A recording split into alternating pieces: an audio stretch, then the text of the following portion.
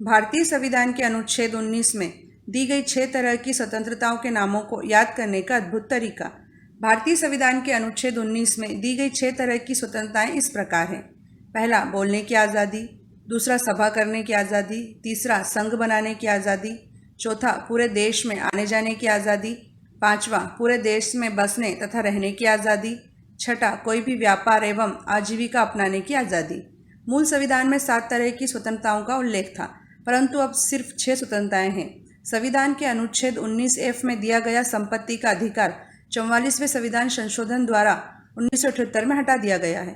भारतीय संविधान के अनुच्छेद 19 में दी गई 6 तरह की स्वतंत्रताओं के नामों को याद करने के लिए हम आपको एक ट्रिक बताने जा रहे हैं, जिससे कि आप इनके नाम आसानी से याद रख पाएंगे।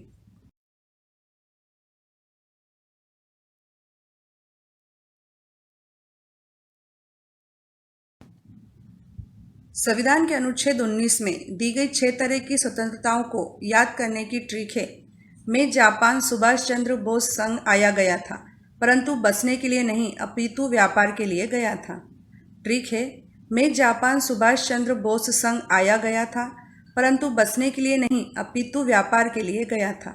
इस ट्रिक में बो से बोलने की आज़ादी बनेगा, स से सभा करने की आज़ादी बनेगा, संघ से संघ बनाने की आज़ादी बनेगा, आया गया से पूरे देश में आने जाने की आज़ादी बनेगा, बसने से पूरे देश में बसने तथा रहने की आज़ादी बनेगी, व्यापार से कोई भी व्यापार एवं आजीविका की आज़ादी बनेगा। यदि आप यह ट्रिक याद रख लेंगे तो एग्जाम में अनुच्छेद 19 में दी गई 6 तरह की स्वतंत्रताओं से जुड़े किसी भी प्रश्न का आंसर आसानी से दे पाएंगे।